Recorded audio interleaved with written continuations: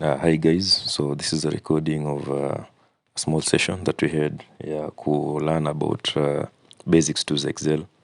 Itasaidia sana sana people who are looking for jobs and they have no idea on Excel, or even when you're kazini and still struggling a bit with Excel. So acha tuanze tu directly. So tuanze tu basics. I think tuanze na nini? Tuname hizi vitu.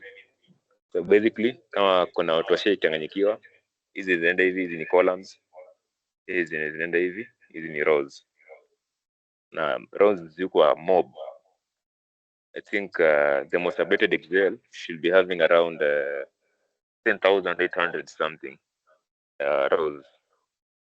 Then columns zinaenda zikiji change.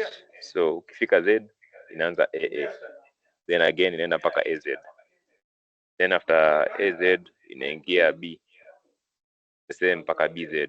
Unaona, AZ BZ. So hii ni kama 26 permutation. Kama unafanya statistics, permutation ni very high number, almost 10,000 pia. Kalama. Yes. An easy explanation pia ni rows zinakuwa named na numbers, columns zinakuwa named na alphabets, letters, and then now cell ni combination of both. I don't know if it's combination of both. For example, sasa kama sahi cell yenye iko highlighted ni cell D8. Hii ni cell D8. So mtu akwambia go to cell, for example, cell H20. H20 will be this one. This is H20. Haya.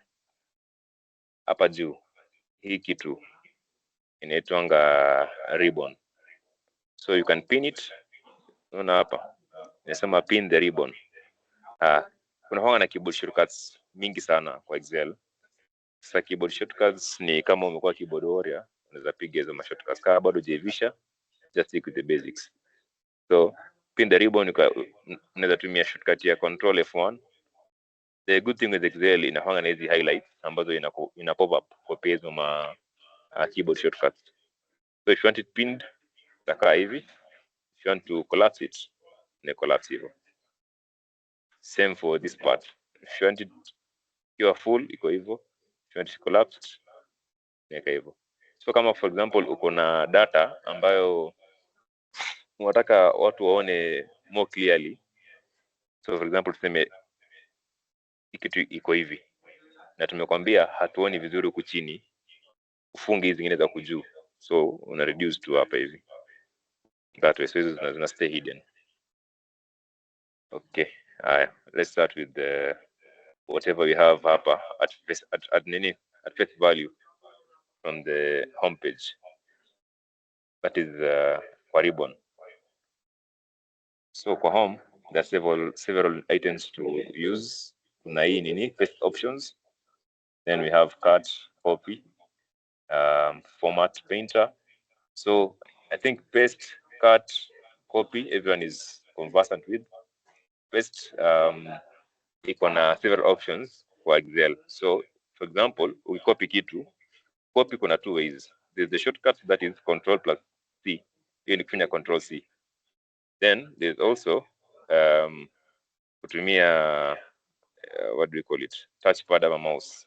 Kwa mouse uta right click, kwa touchpad the same, uta right click, kama yako ni updated uta double tap na two fingers. So kuna hiyo option ya copy that way. Then now pasting unafanyaje? Let me paste on a new sheet. For example, now if you want to open a new sheet, una click hapa chini. So unaona, according to Excel, hii document yote yenye sasa tuna view inaitwa workbook. Then hizi hapa chini ndio zinaitwa sheets. So nikwambia open a new sheet inamaanisha ufungue sheet mpya hapa hivi chini. Nikwambia open a new workbook inamaanisha ufungue a new book. As is if you want to open a new workbook, unaweza click hapa file, then you click on new, then you click on blank workbook.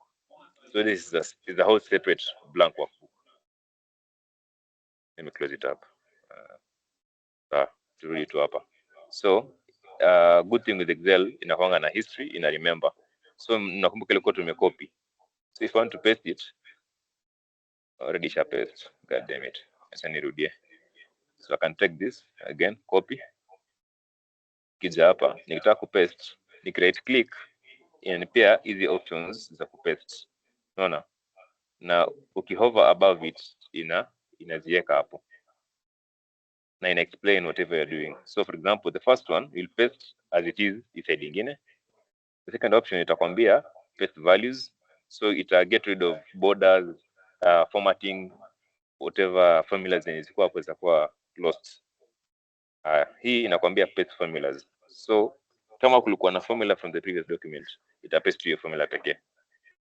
Na kama kulikuwa na values, sasa tunaona hizi ni values zimekuwa pasted. Ukiangalia date imepotea, imekuwa kama numbering. Kwa sababu sasa imechukuliwa as a value. Then ukija hii ni transpose. Transpose is rarely used, but inaweza work in some other places. For example, kama say unaona hii imetranspose your data. Ukitaka kufanya mbio hizi columns, unaona kama venye zime overlap, zingine zimepotea, unaweza click hapa hivi. Hii ni kuselect all. Then you double tap on any of these lines in between the columns. Ndo unazifanya zina automatically stretch to accommodate your size ya cell yenye wording imeandikwa hapo ndani.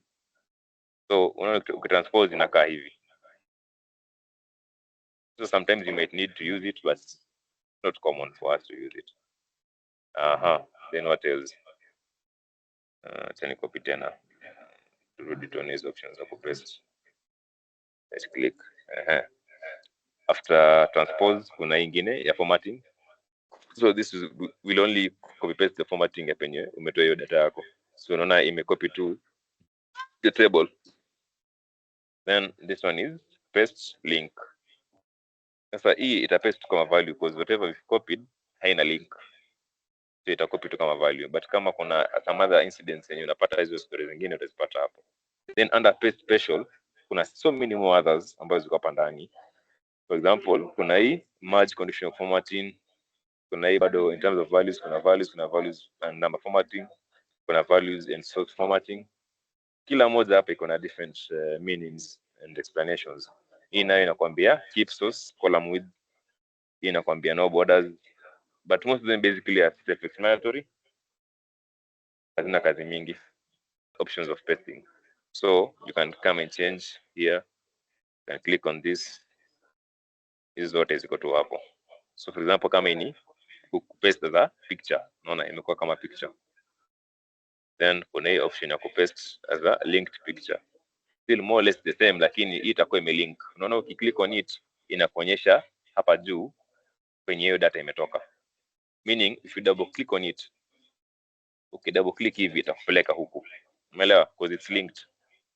Sio kama umeona kenye ime happen. If you copy it as a linked picture inakupea hiyo access ya if you double click on it ina redirect in the document penye hiyo data iko available. So now we are done with that. Kuja part ya pili, format painter. Format painter ukihover on it inakupea explanation yake, basically inakuspenia kazi yake. Most of these ni zingine zote ziko hivyo. So inasema select content with the formatting you like, then click format painter, then select something else to automatically apply the formatting. So for example now ukiangalia hii hapa hivi, hii ni serial number, the fields are in yellow, then the font is Aptos Narrow. Hii document yote iko na font ya Aptos Narrow, but let me do something. Let me first of all change font ya hizi data tatu ama 5. So change tuweke Calibri. Okay, then we put it bold and we put it underlined. So this is how format painter works. If you double click on format painter na penye ume click, so hii ndo kenye tunataka. For example, we want column A the formatting column A to be applied in column E. So tuna click format painter, then you come click on where you want it to happen. Hivyo, I think umeelewa hapo, because self-explanatory. That is how format painter works. If you click on format painter once, then we click on where you want to apply the formatting. Hivyo imeisha. But if you want to do it severally, for example, unataka hii nini yote ikuwe na hiyo formatting. So unaweza click hivi, click format painter double, as in twice. Ukiclick on format painter twice, ni kama unaisema hold iweze kukupea more than one chance ya kuapply hiyo formatting. So unaweza weka hapa, unaweza weka hapa, unaweza weka hapa without it kujitoa. Unaona? Without it kujitoa. Unaweza enda try into another sheet na bado click na iweke hiyo format painting. So hivyo ndo kuko. Then most of everything in Excel, kama maybe umemake an error, unaweza go back by undoing. So kwa undo unaweza fanya twice. Unaweza tumia hapa juu fanya hivi undo, undo, undo, ama tumie keyboard shortcut. Hiyo ni Control Z, Control Z, Control Z ni kwa undo. The same if you want to redo, maybe umeundo sana ama maybe kenye uliundo unataka kuiona tena, una redo. Kuredo ni hapa mbele, unaona. Na kuredo keyboard shortcut ni Control Y. That's it. Hapo I think tumemalizia part ya kwanza under clipboard.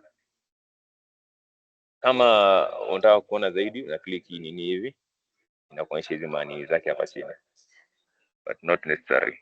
Hiyo chana. Haya. For example now umekopi hii kitu, then unataka kuanza kuwork mahali ingine na hauko sure kama kenye iko highlighted. Unaona ukikopi kitu ama ukikata kitu inakuwa kwa hii cell ambayo ina move, these dotted lines ina move around it. So ukitaka ku get rid of hizo vitu ambazo maybe you had copied before something, ndio uweze ku move on to doing something new, you simply click on Excel. Not Excel, sorry, escape. Escape button yako inakuanga rafiki yako Excel. Hata tuseme kama ulikuwa umeanza formula, the formula usumbua. Formulas in Excel are initiated by putting the equal sign into a cell. So for example, kama nimeke a formula hivyo, then something simple kama kufanya summation, unaona, then ukajisahau ukaamua kufanya kitu kingine tofauti. Kama huja exit hii cell, ita assume bado wewe unaendelea kufanya formula. So utapata mtu ameweka equal sign then amejisahau, ameanza kutaka kufanya, anashangaa inajiguza wapi hivi. So the easiest way ya kujitoa kwa sheet kai, unafanya tu escape, then in escape from that. Same way kama hapa, for example ulikuwa unataka kuedit kitu but kama hii imeanza MD2B, sasa time yenye unakwenda kuandika 4B but ukarealize sheet haifai kuwa 4 inafaa kuwa 2, lakini umesahau kenye kwa hapo previously, you click on escape, itarudi how it was before proceeding to doing something else. Rudi hapa juu hapa, acha ni close hii kwanza. So hizi zile basics ambazo ziko commonly used ndio zionyeshwa hapa. Hii ni kuchange font, kuna fonts kibao sana mtu anaweza play around nazo, but the most commonly used fonts are Calibri, hiyo ndio most basic. Then kama si hiyo kuna Times New Roman, kama si Times New Roman kuna Arial. Acha nionyeshe yenye zinakaa. So notice how the data will be changing. The font Arial is almost similar to Calibri, hivyo ndio Arial inakaa. Then Times New Roman hivyo ndio inakaa. Several others ziko mingi, zote hizi zinaenda zikichange mingi sana.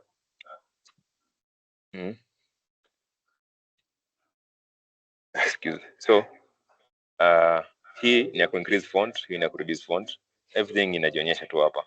Hii ni ku paint hizo manini, unaona hizo ma cells and everything. So no fill, of course, ni kutoa hizo nini painting.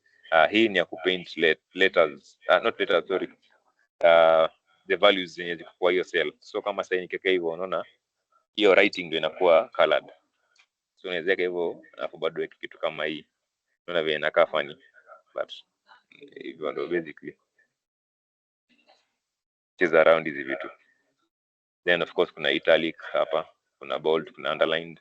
Underline kuna civil underlining, unaona kuna double. If you want more of this easy font formatting and everything, una click on hii kitu. Click inakuletea hizi many other options. Utaka kuweka strike through. Strike through ni kuweka ikiwe na line imefitika hivyo. So acha nionyeshe venye itakaa. Ndio double lines hapa chini basically. So unaona hivyo ndo strike through inakaa.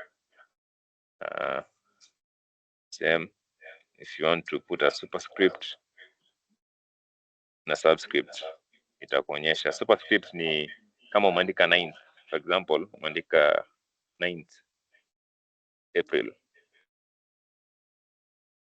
Unaona kuna watu ambao una notice hii 9th anataka hii th for example ikuwe pale juu venye kwa nini inaonekaniwa. So unaweza highlight hivyo, then una right click hivi, nasema is it the fuck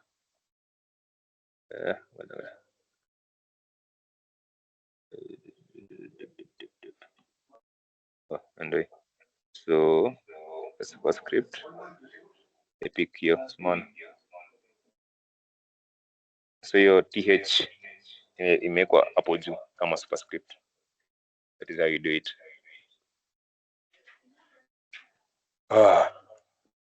Again, hizi ni vitu mingi zenye hutahitaji rahisi. Hii hata usijisumbua sana. Ni very rare kuzitumia hizi zote because bado kuna hizi zingine za huku za kuformat cells which are basically whatever you're going through. So hapa kwa borders, so kuna different types of borders. So kuna bottom border. Bottom border, click on it, inakupea tu hiyo bottom line kwa hiyo cell. Then kuna hizi zingine zote, kuna top border, kuna left border, right border, kuna no border, kuna all border, kuna outside borders, kuna thick outside borders, bottom double border. Hizi zote ni self-explanatory. Then kama kuna swali mingi sana about borders, but most of the time tunatumianga all borders. Ama kama si all borders tunatumia hii nyingine thick outside borders. So ni a combination of hizi vitu kadhaa ndio inakusaidia kufanya kazi yako inakaa neat basically. So unaona kama kakatuke venye kanakaa poa, naweza amua niweke ikuwe outside borders pekee, ndio hiyo. So unaona hiyo nini imetoka the same. Kisema no border, then ni click outside border, unaona imechora katuke hapo ndani. Haya, hapa niseme thick outside borders, unaona hiyo difference. So it's just playing around with all these. Then unaona there is what do you call it, nitafikiwa baadaye, tuendelee kwanza. Kuna hii part ya pili ya alignment. Alignment inasaidianga part gani? First of all, acha nitoe hizi nini kwanza. Tusema clear not format. So hii imerudi basic kwenye ilikuwa tena, kama kupiga borders ikae visible vizuri. Okay, sasa ukija hapa kwa hizi vitu hizi sasa zinasaidia kwa align data yako ikae poa. So for example hizi vitu tukiwa tumezi enlarge hivi and unaona hii ukitaka kuicenter unaweka hivyo na katikati, utaka ikae mwisho hivyo. So that's it basically, ni kazi hiyo. Haya, utaka ikae direction wise, ndio hapa kile kitu iko explained. Unaweza rotate hiyo text ikae hivyo, vertical text, all this, you can do everything with it. No. If not, nitoa tu hivyo. So to click on it, click na kuitoa, una click on it ikwe off. Kuna hizo zote. Then you can specialize kama unataka kufanya kitu specific, una click on format cell alignment. Hapa kuna more nini za kuchagua. Nini the degrees, unaweza andika warp text, shrink to fit, merge cells, hizi zote you can do from here. But it's not necessary kama utahitaji kutumia. Then we have warp text. Warp text so inasaidia kama umeandika text refu ambayo ina overlap hiyo cell yako, but you need to ifanya ikwe well readable. For example, hapa kama nimeandika hiyo chassis afu nikaongeza machine hapa mbele, unaona zinapotelea, mtu hajui hapa mbele hii ni nini, kuna vitu gani. So you can use warp text na inafanya hivyo basically. Then margin center, I think everyone is well conversant with it. Hiyo na merge cells. But sasa margin center, click on it, kenye iko kwa the first cell from where you are selecting your data to merge, ndio kenye inakuwa considered na itakupea warning. For example, nikitaka ku merge cell C1 na cell D1 mbili, if I want to merge them, itanipea warning. Naona inakwambia merging cells only keeps the upper left value and discards all other values. So nikimerge hivyo, unaona 3 imepotea, imebaki na 2 pekee. That applies for hata nikisema na merge zote 4. For example, ni click table C1 to table D4. Hiyo ni hivi sasa. Ni click ni yote, same merge. Hizi data zingine zote zitapotea, nitabaki na number 2 pekee. Inapea warning. Naona nabaki na number 2 pekee. Then now you can place it however you like. Hizi sana kupea position. Naona ina change hivyo. Kitaka top left, top right, and the bottom right, so forth hivyo. Then bado hii iko na more other items hapa za kufanya, hizi orientation, hizi vitu zote which are not necessary sana, so I won't get into it. What else? Tukuja hapa next. So hapa kuna number formatting. Number formatting ni venye unataka kuformat nini yako. For example, tena let me undo. Natumia keyboard shortcut kwa undo. Nimeundo mpaka venye tulikuwa. If you remember, this was dates, lakini unaona venye size zinakaa numbers, only because kwa Excel ukiandika kitu kama hii ilikuwa tarehe, lakini sasa juu tumeweka ikakuwa as a value, Excel ika convert into how well it understood kenye umepea, as in the input that you gave. So since wewe unajua ni tarehe lakini imekuletea kitu kama hii, so you need to change the formatting. Click hero, then tukija hapa kuna hizi several others za choose from. Kuna general, kuna number, kuna currency, kuna accounting, short date, long date, time, percentage, function, scientific, text and many other. Click hapa more number formats, zitakuja, utaziona hapa hivi zote, special, custom, then unaendelea choose from there. So we want this to be a date. Dates basically kuna mbili, kuna short date na long date. So click short date, ndio imechange kulingana na venye umeformat nini yako. Click long date, ndio imechange. Mbona imekuletea hiyo specific day, imekuletea month, imekuletea date na year. Unaweza format bado kulingana your liking. For example, unataka ikuwe long date lakini hutaki iseme Thursday in full, unataka iseme Thursday in short form, andika tu Thursday. Nakuja hapa kwa more number formats, nakuja hapa kwa date, then hapa kuna several options za choose from, unacheza nazo. So unaweza amua kama hii ikae hivi, toe hiyo Thursday, click okay, na Thursday inapotea, unabaki na 2 December 21, 2023. For example, unataka nini yako ikae hivi, so you choose, sema okay, na ndio imefanya. same applies kulingana na kila local ama location. Naona hapa kuna different types of locations. Click UK iko na nini yake, formatting yake hapo hivyo. Click hizi kuna languages mingi hapa, unaweza changanya, unaweza weka Russia, itakuonyesha hizi vitu zote hapa. So uchunge tu usifanye makosa zingine zenye uta regret. Siko umeweka hapa theme yako Chinese, ukiambia unajaribu alafu ushindwe ku reverse. Ukishindwa una undo. Ongeza. So far, any questions?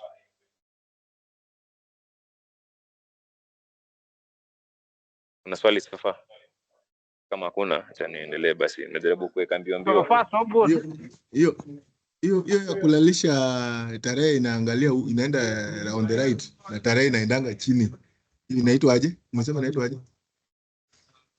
Hii inataka kwenda inafaa kwenda kwa. Sasa unaona hapa, for example, hii date unaona iko on the right na tunataka ikuje on the left. Natumia hizi hapa kwa alignment. So click hii, umeona ime change position.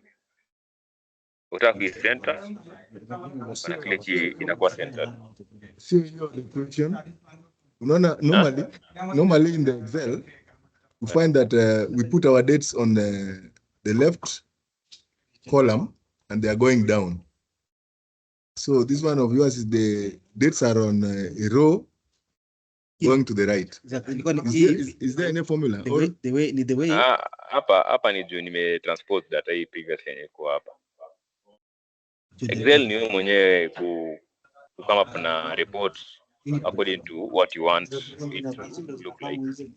Hakuna hichi kitu must yenye inafaa happen hivyo. Ni venye hivi ndio watu wamezoea inafanyikaga ya kuwa kika data yako ikiwa arrange date wise, ikiwa inashuka hivi inakuwa easier to work with it than kuiweka ikiwa inaenda horizontally, but hakuna restriction per se, ni preference. Okay. So. So hapa kwa hii place ndio kuna vitu ambazo tunaweza kupitia mbio mbio. For example, hapa kwa hii dollar sign, hii ni currency. So if for example unataka kuangalia hii number 3 unataka iko in terms of currency, kiandika hapa dollar, unaona imekuwekea sign ya dollar hapa mwanzo, then imeconvert into decimals, imeandika 3.00. Unataka kuchange hii, unaweza change pia uweke iseme Kenyan shillings. Una click on haka kanini, nakuja kwa more accounting formats, then under accounting unatafuta symbol yenye unataka. Symbols ni mingi sana hapa, so according to country yako ndo unaandika. Kenya ni KES, so unaweza type hapa hivi useme KES. So hiyo okay, then inaweza kwambia unataka kuweka how many decimal places, 2 3 4 na hesabu hapo hivyo, but most of the time tunatick na 2. Pesa yetu ni 2 decimal places. Pesa mingi in fact ni 2 decimal places almost all. Then you click okay, unaona imechange, imeleta case 3.00. Haya, tukuje kwa percentages. Percentages ndio hapo, click on percent, unaona imeandika 200. Automatically percentages inajuanga inafanya times 100 because it's a percentage. So uklik kama ulikuwa unataka kusema 2%, itabidi umeandika 0.02 kwa sababu ukiconvert to percent inakuja 2%, because automatically percentage inafanya times 100. A percentage ni a fraction times 100 ama some result times 100 of it. So hiyo ndo percentage inakuwa calculated kwa nini yako. Then kuna hii comma style ni kama unataka kugawa kitu into thousands ikuwe na commas. For example, nimeandika 160,700, hiyo ni price ya 125 HD, but unataka ikuwe na kakoma. Unaona nikiweka koma inaweka hiyo koma hapo hivyo, at least mtu aweze kuona vizuri, asikuwa anachanganyikiwa hizo manamba. Ama kama uko na data ambayo iko na mazero mob, umeandika 1 million ni ngapi, ma 10 million seme kama hii. So unaona hii ukiulizwa hii ni pesa ngapi, utaanza kuhesabu hizo mazero, inakuwa ngumu kuzihesabu. So the easiest way ni ku put into a comma form. So una click comma, hii inakwambia ni how much, ni 1 billion easily. So inakuonyesha hiyo nini kirahisi. Then Unaona hizi decimal places ukitaka kuzitoa ama kuziongeza unaipata hapa. Hii ndio kazi yake. So already inakuonyesha directions na inakupea description na kuwa this is decrease decimals, ini increase decimals. So ni click in increase decimals, click in decrease decimals. That's it.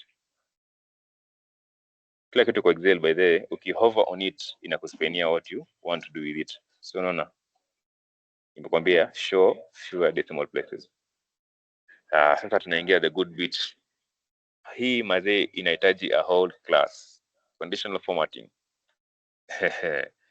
Ukihover on it inakwambia easily spot trends and patterns in your data using bars, colors and icons to visually highlight important values. Mazee conditional formatting kuna vitu mob. It's only that tunatumianga vitu kidogo sana lakini iko na vitu mingi sana. So the most commonly used kwa conditional formatting yenye tumezoea kutumia naweza ambia ni duplicate values. But kuna greater than, kuna less than, kuna between, kuna equal to, kuna text that contains, kuna date occurring and all these shenanigans. So acha turudi kwa hii data ya hapa. I choose this Excel juu kuna data mob ambayo tunaweza work nayo. So for example now under chassis. Normally tunatakanga chassis zikuwe unique because chassis hazifanani. Hakuna bike yenye iko na the same chassis number. Same for engine number, same for number plates. So kwa hii data yako kama ulikuwa umeambiwa ucollect data kama venye saa zingine natumanga format ya collect zile time za promotions. Nimetuma data na collect customer details na bike details. Muweka hii conditional formatting ndio ili nisaidie nisikue na duplicates in my data. So here kwa hii nini hii column D iko na chassis number. Nimeamua niweke hiyo nini highlight cells, then nimesema duplicate values. Then naona inakuuliza format cells that contain duplicate values with light red, fill with dark red text. Hii unaweza change. Unaona iko na several nini. Hata unaweza chukua custom format. Watu wengi wamezoea light red. Unaweza enda kwa kampuni ambayo inakwambia inafaa ufanye hivi. For example, nimekwambia yellow fill with dark yellow text. So kama hu understand kinyi inamaanisha hizi ndo ziko hapa hizi options na kuna mpaka custom format. But basically most people go with light red, fill with the dark red text. So I'll give an example. Tumie tu hiyo kwanza for now. I've clicked on okay. Then hii data ukiangalia haina any duplicates. Hiyo unaweza compare for free because in data ya Naresh na ame collect all nini is in around 1440 data lines za data na haziko duplicated. So ndio maana hakuna anywhere penye kuna hiyo nini. But nikiamua ku repeat sasa tupande juu kabisa. Nikiamua ku repeat for example hii cell D3 ni repeat kwa cell D11. Maana kenye nimefanya hiyo sasa imeindicate kuwa hiyo value iko duplicated. Na duplication is happen more than twice. For example niweka ingine hapa itafik to your duplication. Unaona? The same way nikichukua this another cell niamua kuduplicate huku chini that way and duplicate hapa hivyo. Unaona? It will still show duplication. Now the good thing na hii it won't tell you eti hizo duplicate value ni 10 ama ngapi. Ita highlight tu.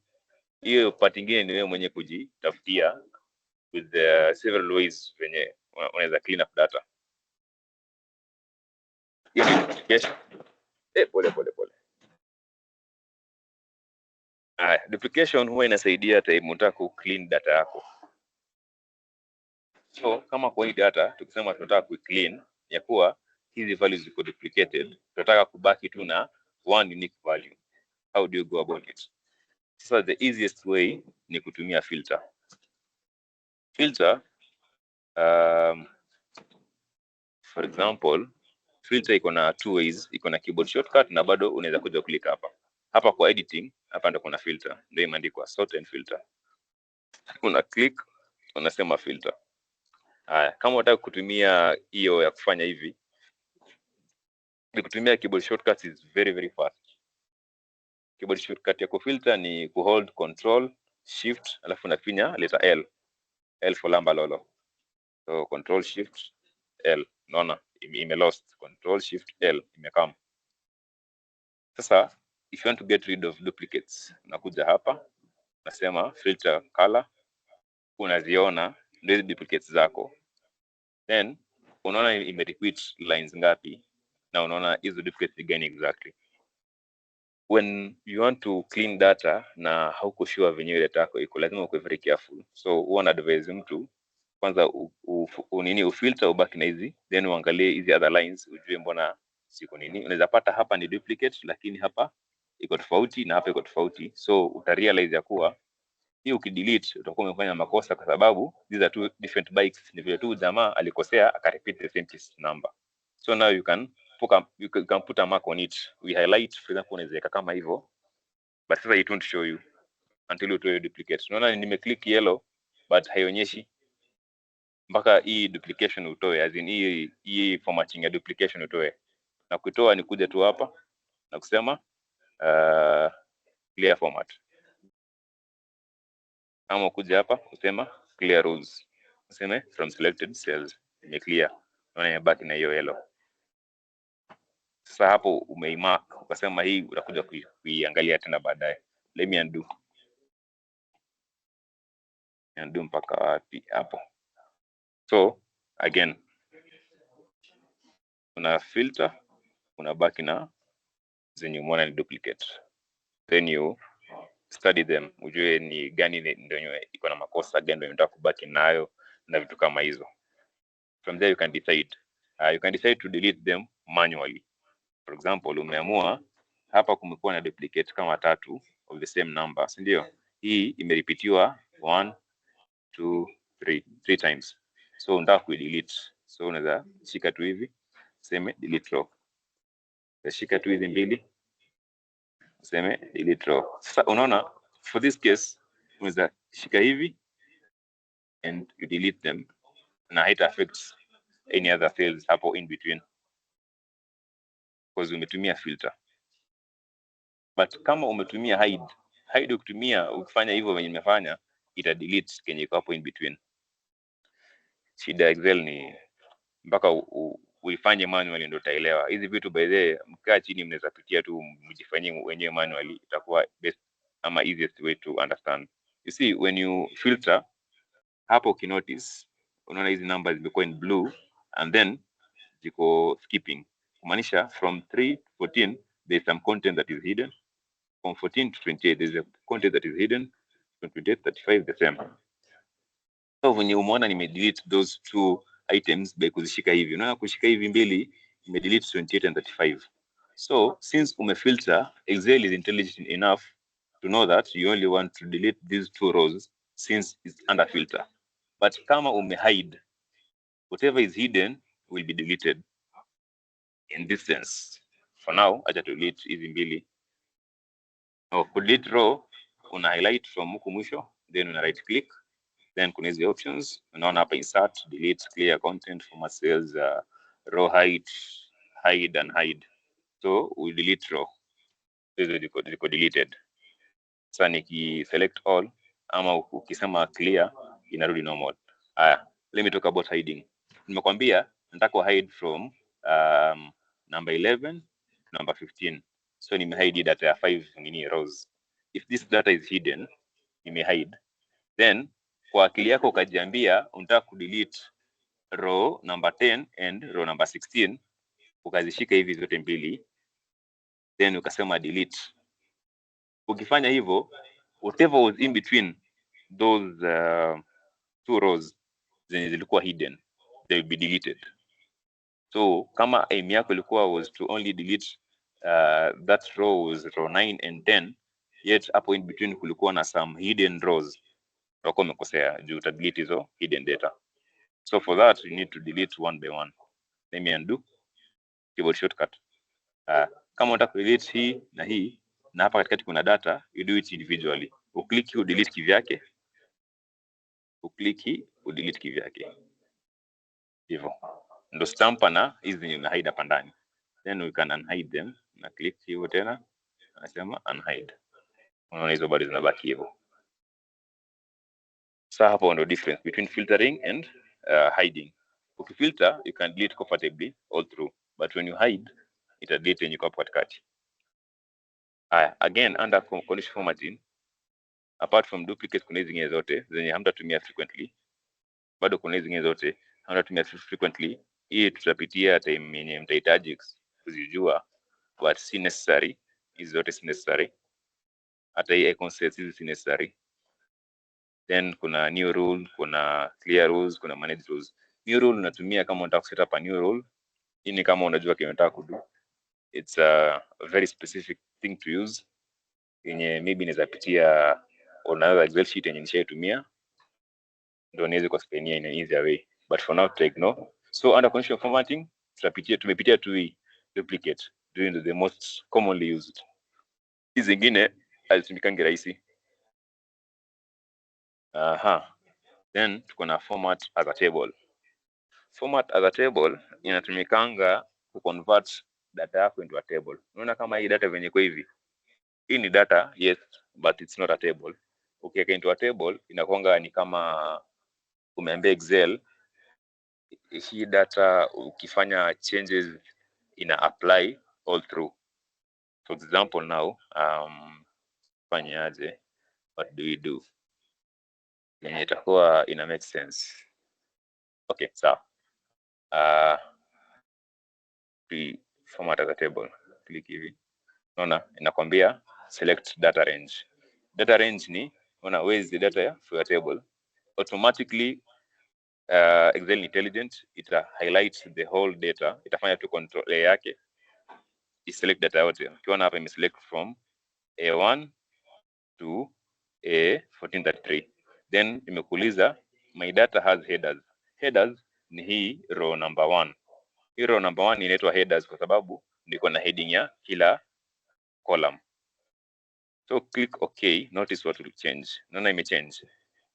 Imefanya nini? Imefanya kitu imekuwa table. So if you notice, ikiwa table ukiscroll upwards, naona hapa juu kabisa ina change na kuonyesha nini? The heading of the table. That's the difference between a table. Hii yenye sasa ni table from Excel na hii yenye ni kawaida yenye tumezoea kufanya. Hii inatumikanga sana sana if you want to do further analysis, because design automatically ina input data analysis into it na ina phase options zingine zote, unaona, automatically. Unaweza kufanya insert slicer, unaweza kufanya resize table, convert to range. Hizi options zote ziko hapa, summarize with pivot table. So automatically inakupa hizi options because umeconvert it to a table. Haya, if you did this na unataka kurudi, simplest way ni nini? Control Z, irudi normal. Haya, seme unafanya hivyo, ukija hapa under design, naona hizi options zingine zote, but we won't go through them because unajua iko a bit tricky. Hata kuna kitu nimekumbuka, hii remove duplicates sikuwapitishia, but nitawapitishia. Tuta backtrack kiasi kupitia hii remove duplicate.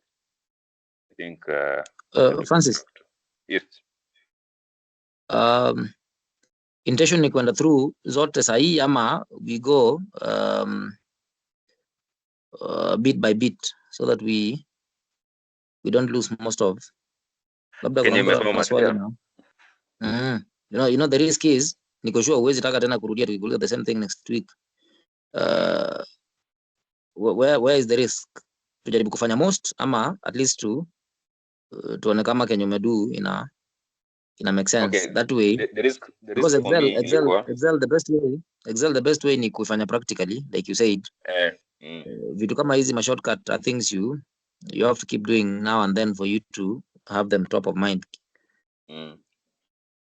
Juu kama mimi kuna kitu hapo nimesahau hapo kwa conditional formatting, niko sure lazima nitakuta baadaye, but now that would mean taking people back, so I don't know which would be the best way.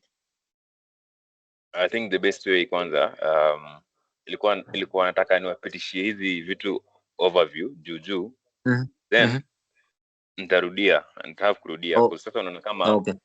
Under condition formatting naweza taka sana tupitie hizi vitu zote, but 100% sure hizi vitu ni mingi. Hizi ni vitu zenye inahitaji 2 hours lessons. Kweli. Na bado ndo mzishike vizuri, lazima mu practice. By the Excel needs practice.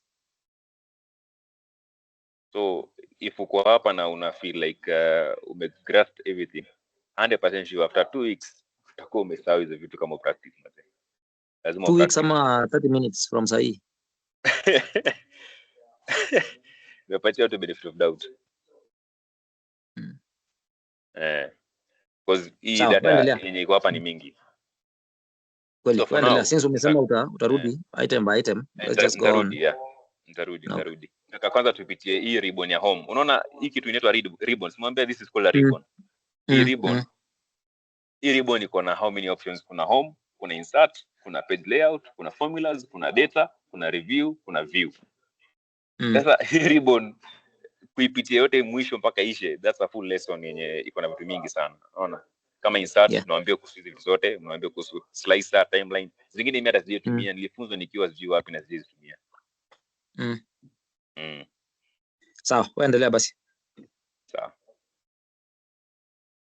So let me pin it again. Hope mnaona kinafanya kupin na kuunpin. Unaona hiyo nimetoa, nitaka ipotee. Nikitaka irudi na ibaki permanently na click on pin.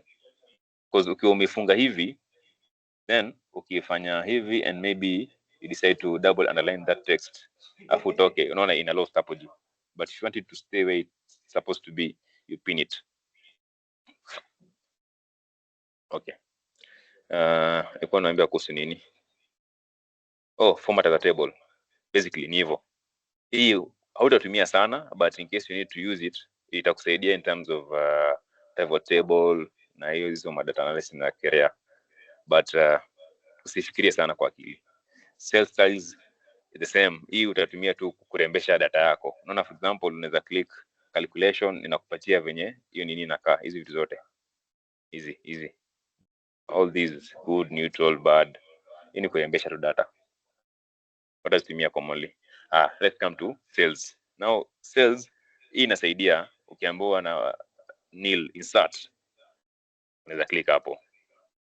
Ina insert. So for example, nil amekwambia insert a column between E and F. Insert normally we insert whatever you want before whatever you've clicked. So kama nimekwambia insert between F and G, unafaa click G, then you click on insert. Unaona? So ina insert on the left side of whatever you selected. Again, to repeat. Our plan is to insert one column in between F and G. So unaweza kuja right click hapa useme insert. Hiyo ndio kila mtu amezoea, that's the easiest way to do it. All the same, you can come up here, click TV once.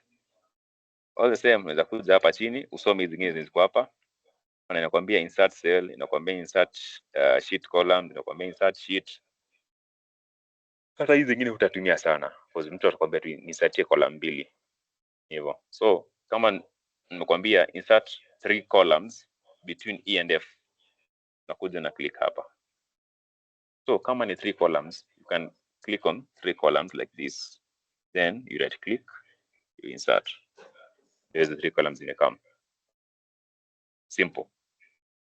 Nime undo. Tukuze kwa delete. Delete the same. Unatumia hapa juu ama utumie right click hivyo. Click delete. So you delete. Format the same. Hiyo ni kwa format row height, column width, hizi vitu zote, hide and hide. All these items ziko hapa. Lock cell, protect sheet, hizi vitu zote zenye hutazitumia sana lakini zinakuanga dakika moja. So format ni kuformat hiyo nini. So for example, nikitaka ku increase column width, unaandika kulingana na. Sasa hapa ukiclick column width kuna honga na different notations za kupeana. Sasa hapa for example nikiandika 20, uta notice increase your column width. Sasa kulingana na inchi yenye huko ama ile nini yenye umeselect, column width inakuwa calculated in millimeters, in inches, in pixels and all that. But on default, Excel huwa ina calculate column width na height width in pixels if I'm not wrong. Hiyo ndio default ya most of the Excels. Na hiyo unaweza iona, for example, ni right click hivi, unaona bado iko hapa column width. The same inarudi tu hapo hapo. So you can find it here ama huku. Hizi zingine hatumiangi commonly. Sorry, unhide hizi mnajua hide na conhide. Rename sheet hii mnajua, itakuleta hapa chini ku rename sheet, still the same. Move or copy sheet hizi mnajua. Tab color mnajua, tab color ni kuchange hapo chini. Sijui kama mta notice, let me put red ndio iko easily notice. Hard sheet. Unaona hapa chini imekuwa red. Na ukija hapa inakuwa red vizuri, unaiona. So hiyo ni tab color.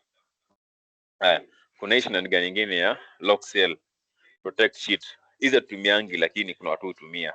For example, if you hover on protect sheet, nakwambia prevent unwanted changes from others by limiting the ability to edit. So if you click on it, inakwambia can you unlock lock. Then you put a password on it. So protect worksheet and contents of lock cells. Password to protect the sheet. So password naweka kenye unataka, maybe nimeweka jina yangu hapa, nimeandika Kalama. Then unaandika zile vitu ambazo jamaa hizi access. Unaona ama zenye na access. Allow all users of this worksheet to select lock cells, select unlock cells. Afu hizi zingine ziko open. Sasa ukitaka kuwapatia more access, unaweza kupatia labda insert columns, insert rows, hizi shindiga zote hapa. Hizi ni unnecessary but ukifika mahali utazihitaji in future, basically hapa ndo unazipata. The same ukija, you can do the same for a cell. You can lock a cell. So hii cell imelock. Na kulock cell inamaanishaje? Hii lock venye hii cell venye imelock, it's going to be uneditable. Unaona? Ukiandika kitu inafaa ikatae. Ngoja let me see. Kataa kupick. Where is it? Lock this. Select a cell to keep people from making. You must turn on protect sheet. Lazima ikuwe on. Fuck.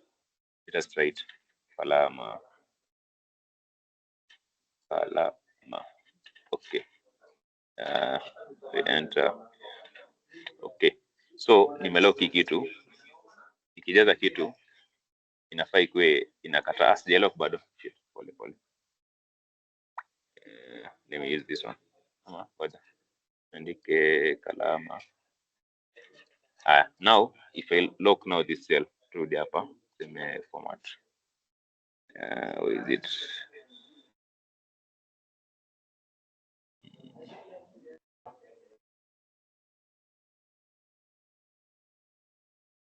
Shit, nimekuwa nini? Yeah, nimekuwa grayed out.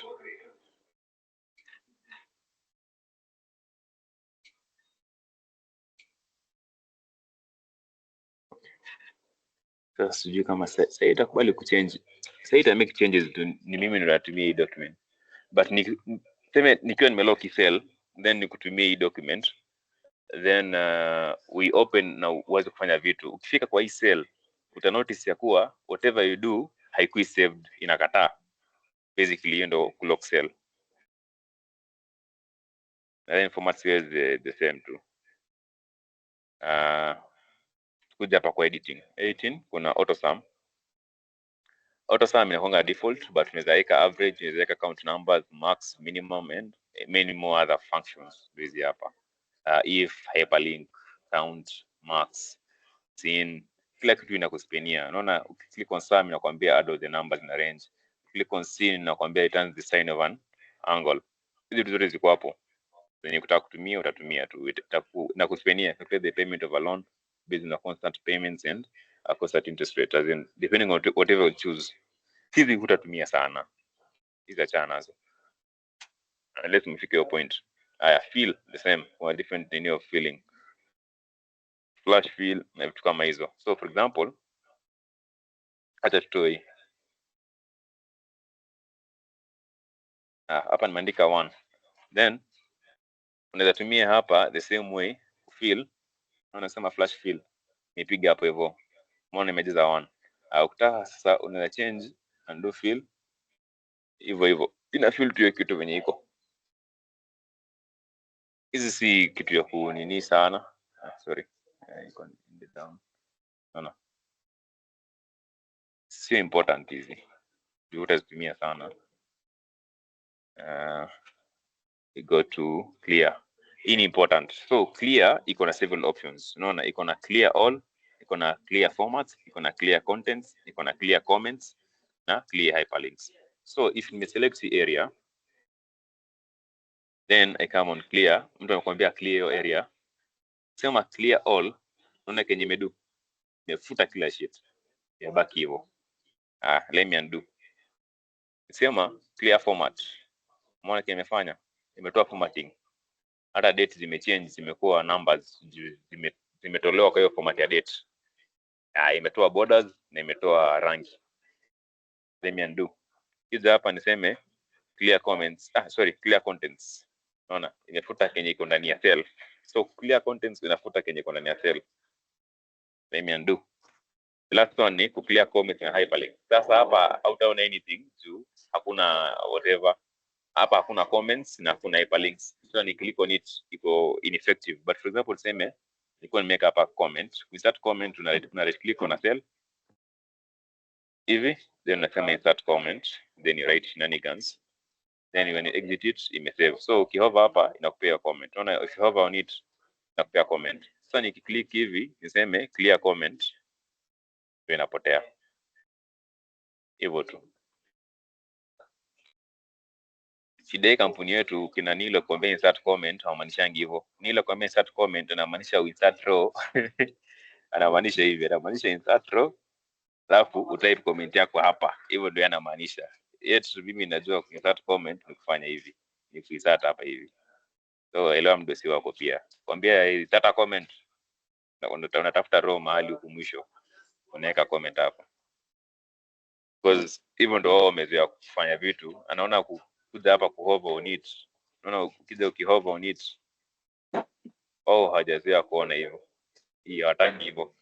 Wanataka ikuwe eti iko hapa hivi nje. So unaona if you insert a comment itakupea tu haka kitu ka red. Unaona kitu ka red. Hivyo ndio inamaanisha if iko na comment. Lakini yeye hana time ya kuona hizo za red. Anataka aone hiyo comment yako hapa. So anataka ufanye hivi, hapa juu mwambie comment. Hivyo ndio yeye anatakaga. Haya. Tumekuja I think Kalam. Yeah. Nafikiria the reason wanasemanga hivyo ni for presentation purposes. Unajua sasa ikikuwa kwa au ka nini ka red unless tena urudi hapo highlight kaonekani. True. Yeah. Hiyo ni point fiti Duke actually. Hiyo ndio main reason mbona wanasemanga hivyo for presentation. Hivi tu sasa kila mtu akona mwalimu wake. Mimi mwalimu wangu aliniambia hivi ndio kuinsert comment. Because niko sure Neil anajua ku insert comment, but sasa for purposes of me sitting in Kisii nikijaribu ku explain data iko kwa column fulani ama kwa row fulani, hizo comments lazima zione hapo kando, otherwise inamaanisha lazima urudi kwa Sawa. Haya, tuendelee hii part ya mwisho. But ideally hizo comments zinafaa zinainsertiwa tu, mtu click ukiona hako kakala unasoma tu comment. Hii sasa ni kibajaji ili vile Kalama amesema. Yeah. Okay, then tukuje hii part ya sort and filter. So filter already mshajua, na filter iko na options mob. Unaona kuna hii ndio text filter. Text filters una filter kulingana na whatever you want to do specifically. So for example, unaona ukija hapa kwa number plate. Hii sana inatumiwa na wasi wa registration. Wasi wa registration wakitaka kufilter hizi number plates, inaweza kuwa nani amwambia nipatie series ya plates ambazo zinaanza na KMGM na zinaisha na U. So unakuja mahali kama hapa hivi. Nasema nini? Text filters unasema begins with ama ends with, hizi zote contains, does not contain, hizi ndio zinaweza kusaidia kufilter shenanigans kama hizo. For example, hapa ukiangalia hii data iko na KMFQ all the way to KMGM na GN. So nikwambia nifilterie nione bikes za KMF ama KMGK for example. So utakuja hapa unaweza type hapa hivi KMGK. Si ndio? But nimekwambia sasa hizi zote ni KMGK. Okay. Nataka sasa KMGK lakini ikuwe inaisha na V ama kitu kama hiyo. So let me first of all clear this. Nakuja hapa unasema text filters, unasema is it begins with KM GK, then hapa unakuja unasema ends with T ama U. So hii itafanya nini? Itachagua all the number plates ambazo zinaanza na KMGK, alafu hapa katikati kwa hizi ma hizi ma digits 1 2 3 itaziruka, then itakuja kwa mwisho iangalie ends with which letter U. So ukisema okay, I think hakuna yenyeonyesha na U. Tujaribu tena tuone why utapata kweli hakuna. Kama tujaribu nini? Tujaribu FX.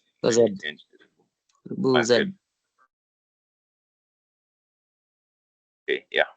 Naona so imefilter out of data ya how many rows. Hii iko na how many rows? 1400 and something rows. Imekuletea only 2 ambazo ziko specific ya kuwa ni GK na inaisha na Z.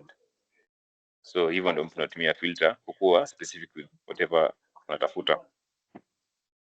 The same ina apply kwa whatever you want. Kama hata chases nini, as long as unajua kile unatafuta utaipata na filter.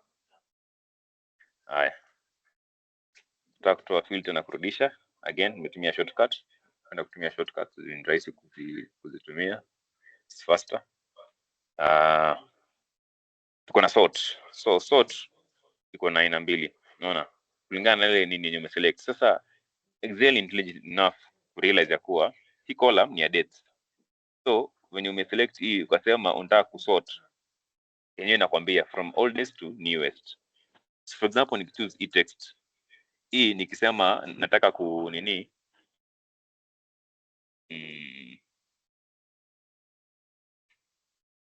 ngoja click wapi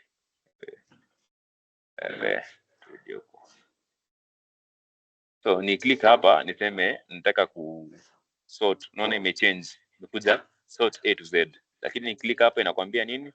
Sort oldest to newest. Juu Excel ina read inajua kenye unataka kufanya na inakusaidia understand better.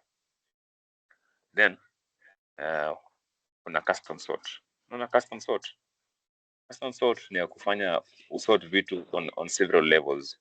So for example unataka kusort by nini, so unaona ina highlight the whole table, then inakwambia unataka kusort nini. So tumeamua tunataka kusort this is number for example, then inakuuliza unataka kusort on what, on values, on set, on cell color, on font color, on cell icon, hivyo. So hii ina apply for example time menu kuna duplicates, unaweza tumia this type of sort kukusaidia kufanya hizi vitu zote. Na hii ni yote, hii ni advanced level kiasi of sorting kama unahitaji kuitumia, that is, but most of the times utaitumia. Then finally tuko na find and select. Find and select keyboard shortcut yake ni control F ini ku find, then ku replace ni control H ini ku replace. Ina iko na options mob pia. Ukija kwa hizi nini zote hizi bado inakurudisha, kama iko ni formatting still iko hapa. The validation in historia for another day, itazipitia sahi. Go to, kuna go to normal, kuna go to special. Ukihover on it inakwambia kenye unataka kudo. Kuna ukihover inakwambia what's faster than scrolling, jumping. So go to inakupeleka, go to lets you jump right to a specific page, line, footnote, comment, or other place in the document. The same na kuna nini tu kitu kingine yenye unataka kufanya nayo, unaona, nakupeleka. So hizi utazitumia sana basically because vitu zenye utakuwa nazo vile. So far tumepitia this whole ribbon ya home. In case kuna any questions unaweza sahi, tunaona tukafungia hapo. I think pia tunaweza pitia hapa kwa file. Kwa file kuna different stories, kuna hii new, kuna hii open, kuna save, kuna save as, kuna nini hizo vitu zote. So for example you click on open, unaweza open existing documents zenye umekuwa ukifanya kulingana na penye ziko. Kama iko hapa kwa hizi unaweza kuja hapa kwa browse and everything. Alafu kuna save as. Save as itakupea options za kusave. After umeclick When unataka kusave itakupea options. Unataka kusave as PDF, as whatever itakwambia. I want to go into it right now. Kuna history. Inakuletea nini hii version yenye unatumia sasa hizi vitu zote, but hii hutatumia. Hizi vitu zenye utaitumia. Kuna print. Kwa print nayo iko na nini yake. Hapa kuna copies, una choose number of copies unataka kuprint. Then hapa kuna printer, una choose printer unataka kutumia. For example, mimi niko na printer kadhaa, so you can choose which printers you want to use. So sasa kuna option ya ku print active sheets, print entire workbook, and print selection. Then kuna ingine ya ignore print area. Hii hata utaitumia sana. So kuna print on both sides, print one-sided. Then kuna to flip page on long edge, on short edge. Hizi vitu zenye sidhani kama unaweza kupitia, labda kama mtu ako na swali anaweza uliza for better understanding. Then kuna collated ni venye unataka zijipange, zikuwe zinatoka from the printer. So unaweza zicollate zikuwe zinatoka zikuwe zinafuatana according to pages, that is 1 to 3. Mpaka zinatoka 1 on 1, 2 to 2 hivyo. So unaona hii uncollated ya 1 on 1, 2 to 2, 3 3 sana inasaidia. For example, umeprint kitabu na unataka hii kitabu alafu leo nifanyie hesabu yako. For example, hii kitabu ni ya 10 pages. Alafu unataka ukitoka uweze kuzipanga kirahisi kwa watu watatu. So kama kitabu ni 10 pages and you need 3 copies, ukiclick on uncollated itakusaidia kirahisi kitabu gani. Zile karatasi zikitoka utaziweka chini kama kadi. Kama usicheza kadi venye una serve cards. So kama ni za watatu na serve tu pap hivyo ukisonga.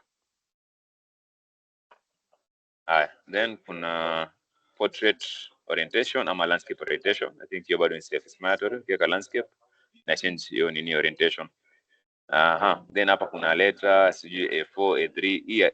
Hizi zingine unnecessary, acha nazo. As I had to miangi most of the times. Mostly use letter. If not letter, A4. But hata hii usisee click on A4. Itakuletea shida za zingine juu. Kwa zingine ziko na different formatting. Just click on letter. Normal margins. Hapa sasa margins. Nilikuwa nataka kuuliza. You know, it's easier to print when content si mob kwa nini, but kuna times zingine unajaribu kuprint ma PJP hapa. Unajaribu so what would be the best, like to make sure hiyo niko fit to screen na ni visible, na because there are times pia unajaribu fit to screen ukitumia hizo mascaling, unapata either imekuachia space mob chini ama juu ama saa ingine depending na settings za printer. So ebu go with ebu chukua random nini ya PJP hapo. Ama anything you can use. Hata hiyo anything hata tumie PJP ndio itakuwa I think easily understandable. Basic PJP for example chukua hii actuals za September. So hii ni PJP yangu ya September. Sasa sema nataka kuprint hii PJP na nataka yote ikuwe in one page na ikuwe landscape form, si ndio? Yes. Already hii nikiclick print itakuwa already iko nini? Unaona sasa inakuletea normal way, si ndio? Sasa kutoka hapa ni wewe mwenyewe upatie hii laptop yako commands mpaka ifike kwenye unataka ikae. The first thing tutaanza ukiangalia hii nini? Hii document venye iko hivi. Then when you click on print inakuletea already, inakwambia ikiprint as it is it will give you 6 pages. Unaona hapa chini inakuonyesha venye hizo pages ziko. But we wanataka only one page. Yes. So the first thing we want it to be landscape. Ndio. So tume change ikuwe landscape. Haya. Umeweka landscape, pages zimereduce, zimekuja 4 pages. Yes. But still si goal yako. Goal yako unataka ikuwe page moja. Haya, unakuja umejiambia labda ukireduce margin itasaidia, umeweka narrow. Haijasaidia anything. Si ndio? Haya, naweza kuadvise to stick on normal, sikange hizi zingine. Sasa penye inasaidianga ni hapa kwa scaling. You see here is where you play with it. So scaling, kuna three types of scaling. Kuna fit the whole data on one page. Unaona, fit sheet on one page. Then there is fit columns on one page. And lastly, kuna fit all rows on one page. Then bado kuna custom. Custom hiyo unaenda kama unataka kufanya kitu specific sana. So sasa ni click fit sheet on one page. Unaona, yote imejaa into one page. Na hivi ndio Kenya watu wengi utaka kufanya. All the same, nikikuja hapa niseme fit all columns on one page, I still get the same result, kwa sababu ukifit columns into one documents inakuwa sizable into one page. But unaona nikiclick fit all rows bado inabaki na two pages. Unaona ingine ina spill over. So hii column moja ina spill over kwa sababu umeamua ufit rows, na time you fit rows hizi columns zikakuwa independent, ndio maana column moja ikaamua ku spill into the next page. So ita depend na kile unataka kufanya. Most of the time I think stick to na fit sheet on one page. It is easier that way. Utajua data yako itakuwa painted into one page. The same thing, for example, unaona hii nini yako umeunda, then naonanga kuna watu ambao hapa mbele labda wameka comments na wanataka kuziprint. Maybe umeka comments ndio uzikumbuke hizi comments za Bajaj. Maybe hapa umeandika eat ugali and fish. Basi sasa hutaki hii party print, ndio? Because sasa hivi kusema print, unaona iko hapa. Unaona aka kanini eat ugali kako hapa. Nimepotea kidogo. Nimepotea kalama. So ni option gani best ya kuprint hizo ni isikate yote? Ni fit one page ama nini? Fit one page. Na concentrate hapo kwa ugali na samaki. Another usifikiri ugali kwanza. Hiyo fit one page ndio the best option. Basta nataka unafundishe kutumia print selection. So unaona sasa nikisema print, juu nimesema fit one sheet, fit sheet on one page. Unaona hii eat ugali inatokea hapa. Si unaona hapa hivi? Hapa kwenye kasangu iko. Eat ugali and fish unaiona hapa. But you don't want it ikuwe hapo. So what you do, unarudi hapa nyuma, you select what you want to print. So nita select hii table yote unataka ku print. Unaona hii table una select yote mpaka hapa. So unaona venye umeselect hivyo, ukisema print hii nini bado iko hapa, hii ugali bado iko hapa. But ukikuja hapa kusema print, now since you want to get rid of the ugali, you come here and change. Useme instead of click print active sheets, unasema print only selection. So ukisema hivyo unaona imetolewa. Kwa sasa hii inamaanisha unataka ku print only what you've selected. Hivyo sasa ndio nataka kusema. Understood. Mnaelewa hapo, si ndio? Sasa hiyo ndio tofauti ya ku print selection na ku print as the active cell venye iko. Na hiyo pilipili kidogo naitisha. Ongeza. Pia Nairobi na konge menyongwa.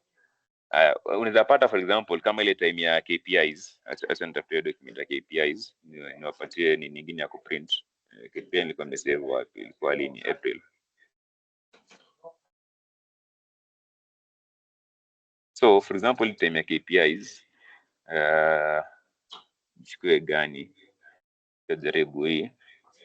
So hizi unaona kuna documents ngapi hapa chini? Kuna Duke, kuna Maxwell, kuna John, kuna yangu, kuna Michael, kuna Cheryl. Sasa ukiona hivi ziko hivi, and for example unataka kuprint hizi zote sita, these are 6 documents that 6 different people, unataka kuziprint zote at once. Kuprint zote at once na click tu hivi control na unasema nini? Print entire work. Sasa hapa kwa Excel umeipea command ya kuwa iprint hizo nini zote hapo down. So it has count zote. Unaona imecount 12 pages kwa sababu ya kusplit. But nikuja hapa tena niseme scaling, nikuje niweke fit sheet on one page. Utaona ita change. Unaona imekuja 8. Still describe ya portrait. Change portrait niweke landscape. You see? Now automatically itajua kuwa inataka print how many sheets? 8 sheets. Sheet using bado haja change nini orientation. Nafanya change orientation. Ngoja. Hii iko sawa. Next page ni preview vizuri. Yeah, preview sawa. Oh, this one. So hiyo na change, nasema landscape. Aha, ingine iko wapi? Bado imeskip. Una go back, unasema page sheet on one page. Ndio hiyo sasa, zote zina pick ya kuwa zinafaa ziprintiwe on nini. Hii bado imekataa change landscape. So umeona, so at one touch ukifanya hivyo utaprint all the sheets at once. Sio lazima eti useme hapa print, useme hapa print alafu ukuje tena hapa useme print, ukuje tena hapa useme print, ukuje tena hapa useme print, hivyo eti one by one. Kwa avoid kufanya one by one, unaifanya tu yote at once by kusema print entire workbook. Kuna swali mpaka hapo? I think some to understand these three options: active sheets, entire workbook na selection. Francis, yes, can you just redo 1 minute, just hiyo tu peke yake tu, like that one only, just yeah, go print. Yeah, go print tu peke yake. Sawa. So unaona time nikifanya hizi KPIs niliambiwa ni print each and every KPI ya kila msee, si ndio? Sasa kuna mtu ambaye ataona the easiest way kwake ni kufanya control print, a print hiyo moja, then arudi huku kwingine, a click, a print hii moja, a click, a print, a print, a print, a print. Excel imefanya kazi rahisi. Nafanya print, unakuja hapo na select print entire workbook, then inapiga the whole thing. Sasa kazi yako ni kuweka hizi ni zingine ambazo tushapitia, hizi landscape, hizi orientations basically. Kama ni landscape, kama ni fit on one sheet, hizi zote wewe ndio unaziweka. But sasa you have printed the entire sheet easily. Another thing seme, umeambiwa print lakini usiprint ya Mike na Cheryl, you only print for Maxwell, Duke, John and Francis. So hiyo ukisema print entire worksheet itabidi umeweka karatasi mbili, si ndio? So kwa avoid that, una hold control alafu una click hizi vitu hivi, unaona sasa zimekuwa highlighted. Then now ukisema print, unakuja unarudi tena unasema active sheets. Ukisema active sheets, Excel ime notice ya kuwa ulikuwa ume highlight those 4 sheets za Maxwell, Duke, John na Francis. So ukiangalia hapa unaona imesema 4 pages zenye tuko tumeziweka ambazo ni za Maxwell, John na so juu ume highlight hizi 4 hivi hapa chini, itajua nataka kutoa hizi pekee, hata kama ukija hapa kwa printing inakwambia active sheets. Umeelewa? Sijui kama umeelewa hiyo point.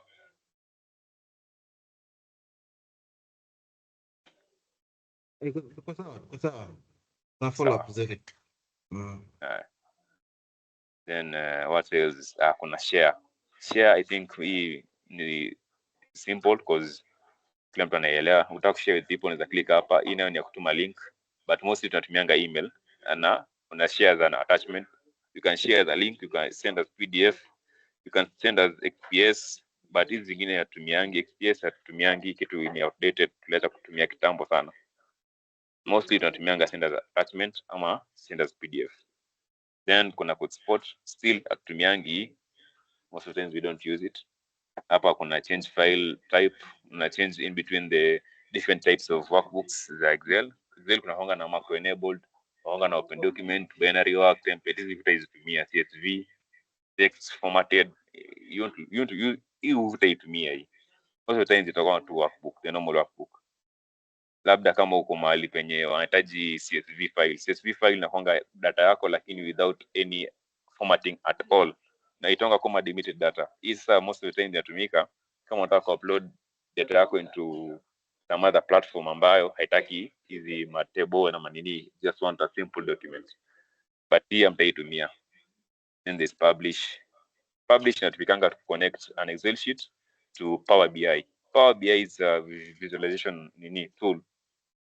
Hii ni program nyingine ngori yenye chezo wafunza, lakini hata mwenyewe sijamaliza kusomea man. It's very powerful.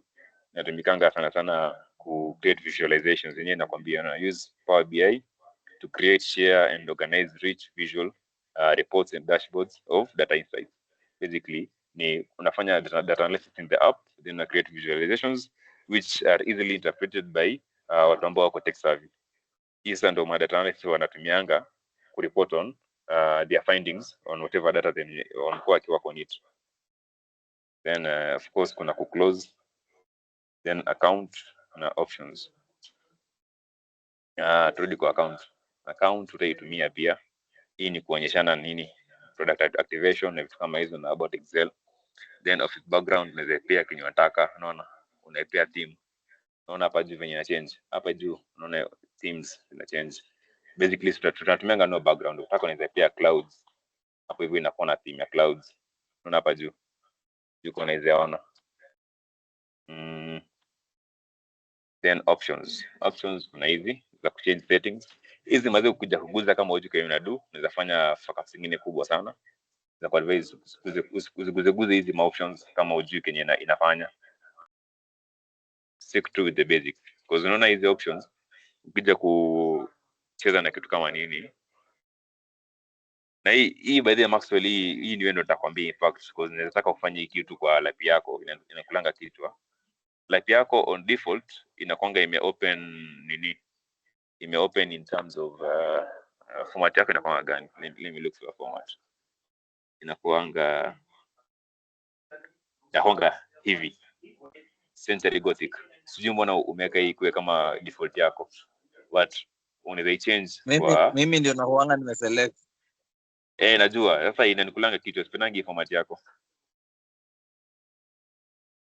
Unataka gani?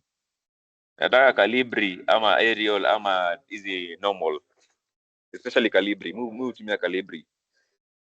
Sijui mbona unapenda hii Gothic. Sasa mimi napendanga hii, ndio naonanga ikiwa clear. Hata kwa email ukirealize body yangu inakuanga nayo. Ya Max haoni poa. Huku nini yake font yake inakuanga hii Century Gothic. I think ni preference tu. Kuna nini? Preference tu na prefer. Kuna option yenye kama default yako ni Calibri, ukikopi kitu yote ya hizo Gothic ukileta huku change automatically ama unaweza sema i change. Yangu hata email inakuanga auto tu. Nimeprefer hiyo, lakini wacha sasa mimi ninakulanga kitu juu kwangu nimeprefer Calibri juu hiyo ndio nini basic. Sasa hapa kuna hizi mavitu mingi zinakuanga advanced. Tuna hizi mavitu zote hizi usiguza kama ujike unafanya mazee. Hiyo tu advice pekee nitakupea. All these don't touch if you don't know what you're doing. Mwenyewe kuna vitu sijafanya huku natataka kukuza. Zitakudanganya umefanya kitu sawa kumbe umefanya vitu zako. Kuna nini tu hapo kwa advanced kuna scenario unaweza open Excel ya mtu na haina options fulani. Kama for example ukigo through hiyo hapo juu kuna mali nakwambia unaweza taka kuinclude tuseme hiyo nini hapo chini hizo masheet zionekane juu kuna nini unaweza fungua upate mtu ame hide masheets. So wewe unatafuta sheet ufungue au uioni ama hii kitu ya ku move to the left or to the right unapata hakuna. So hii ni nini ya like to bring those options back so that you have multiple nini to choose from. So unaona kuna mahali unafaa kutick tu. But like you said ni vitu unless Excel yako imeaffectiwa you don't need to touch them. But sasa unajua most of the laptops na inherit. Unaweza pata mtu alikuwa nayo before alikuwa so advanced kwa Excel so amekoroga kila kitu. Juzi kuna kitu hapa nani alinisaidia like nini yangu ilichange ikaenda WPS. Ndio alikuwa anafaa kunisaidia, aliniambia nitume laptop Nairobi. But nilisaidiwa nikiongea na Kalama. So sometimes tu ni hiyo difference kidogo ya Kenya mtu anajua na Kenya hajui. Kenya umezoea. So mimi naweza advise msiguzange hizi vitu za huko unless unajua kwa unafanya. You never know what you'll touch. Afu usahau kwenye umefanya. Ufaka kila kitu. Sasa Kalama kuna hii part kuna hii part yenye unapatanga Excel iko owned like ukienda hapo kwa account unapata hiyo Excel. I think there is always the first person mwenye alikam na format ama nini the Excel is usually under him. Yes. So it's very easy for someone to know that you've either edited someone else's work or you've used someone else's sheet. So sometimes kama haujaanza Excel afresh, you can check hapo ujue ni format ya nani. There is a segment hapo, ukienda kwa account hapo itaonyesha tu nani alikuwa publisher wa kwanza.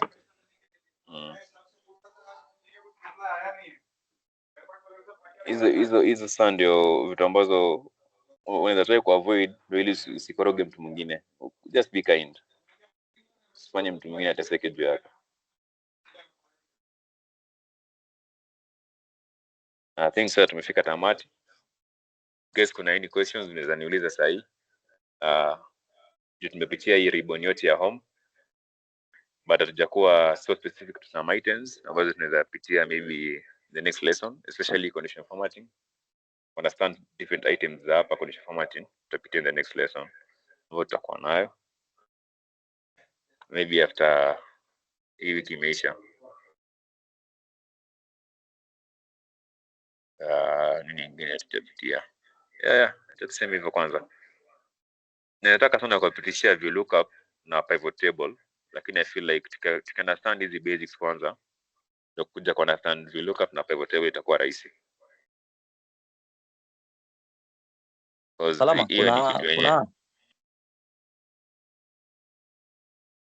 kuna kitu yenye huwa ina either kama the beginning or at the end ya hizi kazi zote tumefanya, hiyo kusave hiyo file yenye work on. So most of the time utapata mtu akikutumia file inakuja na copy of, and then kuna different versions za Excel.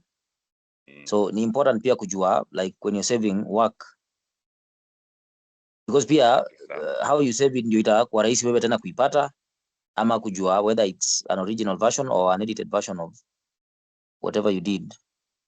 So I think before close hata nipitie kwa sababu nakumbuka nikiambia nani Zack, mimi najua nimezoea nikifanya kitu I work while saving my data, kwa sasa ukikosa kusave afu copy crash, kwanza ku recover document na kwa stress nyingine yenye ujui. Sasa unapatanga most of the time, for example nimetuma document then umefungua kwa email, sasa niende kwa email to tafuta document yenye labda nimetuma nimetunil for example nilimtumia Demovan report. So unaona ikifungua inakwambia enable editing na bado huku juu unaona imeandikwa protected view ama maybe read only. So nikisema enable editing ndio nitaweza kuwa on this data. Nimeamua ni change some few items, for example nimeamua kuja hapa chini isato sema tumeona gari haitakuwa inafanya kazi, so nimeamua ni delete kitu yote, niandike Demovan will be going for service, yeah, for example. So you prefer kusave iko na keyboard shortcut ya Control+S, ni Control S, ama unaweza kuja hapa juu this icon ni save. Unaona hata ukihover inakwambia Control S. So ukisave itakwambia you can't save blah blah blah because read only, utasema okay. Then now you get select place unataka kusave. Unaweza click on browse, ufungue hizi documents zako, then utafuta mahali uta save. Basi automatically inapatiana jina ya copy of, because already inajua ni copy of. Lakini sasa kama unataka ku rename now, unakuja una rename hapa hivi na una save unataka kusema. So for example Demovan nimeamua ku save kwa custom office templates, na ni rename hapa niandike revised plan, for example revised demo plan, Demovan plan blah blah, kitu kama hiyo, what plan ama nini whatever. Then at the same time unaona hapa kwa save as kuna hizi zote hizi, most of the times itakuwa imejeka default Excel workbook, but you can choose all these which I was telling you. Mostly utazitumia, it's either use Excel workbook ama PDF. PDF is the most commonly used. Hizi zote usisumbuani nazo sana. Hizi comp inafanyanga tu automatically, juu inajua huzitumiangi after all, hakuna haja uzitumie, inaweka tu default Excel workbook. Then now you click save. So click save, uta notice imekwambia hii jina hapa juu ita change. Unaona hapa juu jina imechange, imeandika sasa the new name yenye nimechagua. So from here now going forward, kama una work on something hivi na umemaliza kufanya hiyo kitu, it's either you click on Control S, usave on the go, ama uko na save hapa. There's advice, if you're working on something on Excel, after every like 2 minutes, save your data.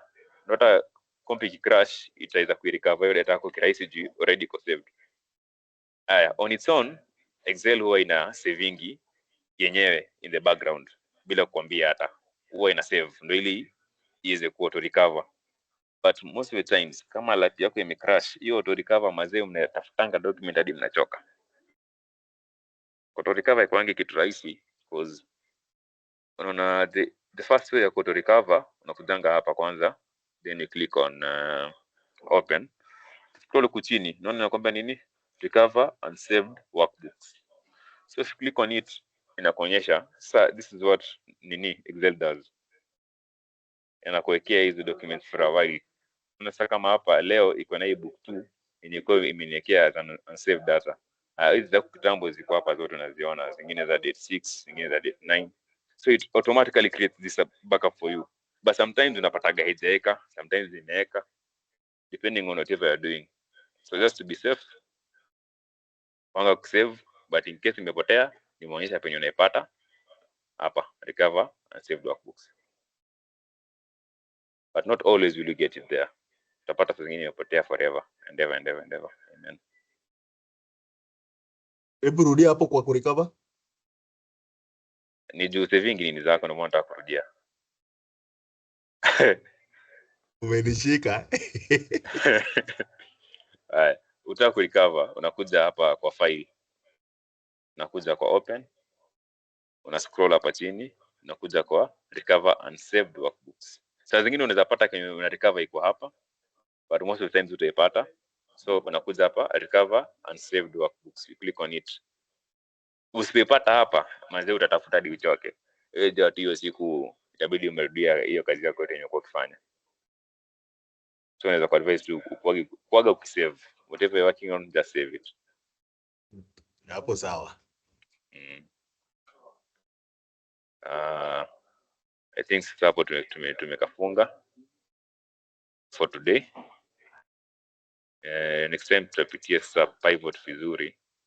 Next time tutapitia conditional formatting, kuhusu hizi rules zingine. You see hizi kuunda new rules which hamtatumia, but nitawapitisha tu kiasi uzi understand ni nini. For example kama hapa greater than, less than, hizi zote hizi